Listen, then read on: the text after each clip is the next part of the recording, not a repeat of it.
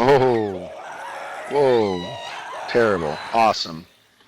That awful noise has become music to my ears. Hello, this is Skizzleman, along with Impulse and RobiOne, and today we're going to show you our latest invention, the Ghast Farm. As you may know, we specialize in AFK or away from keyboard. Whoa, look, we got another one. We got another one. Yeah. Look at it, look at it. There it goes. Awesome. Beautiful. Love it. Let's see, where was I? So we specialize in AFK or away from keyboard, and basically what we're saying is we like this game, but we don't really want to dig too deep into it. We want to make the game work for us, and that's what we've done here with the gas. Gas tiers are used to make potions of regeneration as well as mundane potions. So what we've done, as you know, they're quite rare. So we've set it up so that you can walk away from your keyboard for a while, come back, and you should have a good pocket full of gas tiers. Question is, how do we do that? So let's dig in. First things first, Ghasts need a minimum of 5x5 pad to spawn on. Now what you see below me here is actually 6 5x30 spawning pads. And the idea is that once a Ghast spawns, his big fat stupid head trips a tripwire which triggers the top borders of the cell to close in, and they'll actually remain closed until the Ghast dies. It's pretty cool stuff. Well, the first issue that we ran into is that naturally, not only does the 5x5 spawning area need to be flat, but it needs to be completely free of other entities. So let's go take a look at how we did that. We're going to go on down here to the center to this repeater chain. Okay, right up there. So you see this repeater chain here. Basically, the signal travels around the repeaters until it hits a pulse shortener, sending out a quick burst to every cell. Now, without getting too close, we can all watch as the pigmen spawn. They walk around for a bit, only to fall through to the ground. This is occurring through the use of a shifting ground. The original pulse comes from the repeater chain, pushes the entire floor one block, which triggers a smart piston on the other side, which essentially shifts the entire floor back. It's a shifting floor. Look at that. We have a winner. Another catch. We got another catch. Beautiful. So this motion sifts the pigmen and consequently any magma cubes through the floor to fall to their deaths below. Let's go take a look down below. What we're dealing with down here. What's there you are. Sorry, lost you. I'm with you.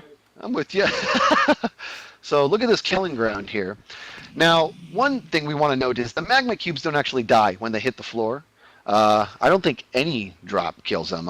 We've dropped them from great distances, but that is why we cut these holes out in the cell here. You see, what's happening is magma cubes, they just kind of like to travel. They just pick a direction and they go with it. And we've learned that if we cut these holes in the cubes, they're actually going to jump and pop on out and fall so far below they end up despawning. So it's actually pretty convenient. So you see all that lovely loot on the ground? Among that loot will be the eventual gas tier with time. We don't want to just stick around until this machine kills one of them. We want our guy to collect while we're away. And to see how we do that, we got to go back to the brains of this contraption. So let's go back up one more time. What you're going to do is you're going to sit yourself in a minecart that's waiting over there, and you're waiting for launch. And that launch is brought about every 4 minutes automatically through the use of this piston worm. This is basically just another clock or another timer.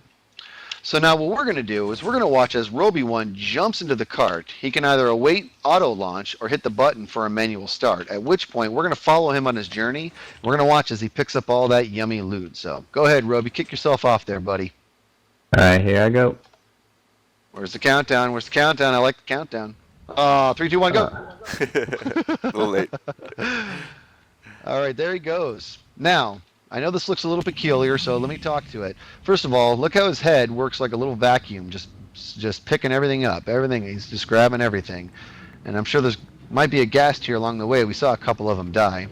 Now you'll notice his head is actually going through this half slab, and the point of that is the half slab is there so that nothing spawns on these tracks. If we were to get an entity to spawn on the track and he were to bump into it, it would send him back and kind of mess some things up.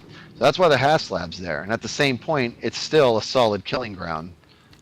So it's pretty stellar. Look, got a magma cube. Let's see if he jumps. Come on, magma. Don't there do it. There Oh, he did it. I couldn't talk him out of it.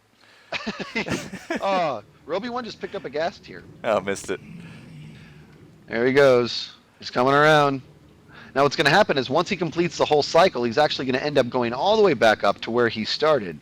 At which point, even if he's away from keyboard, his cart's going to sit back in that spot and await auto launch one more time. So up he goes. Up he goes.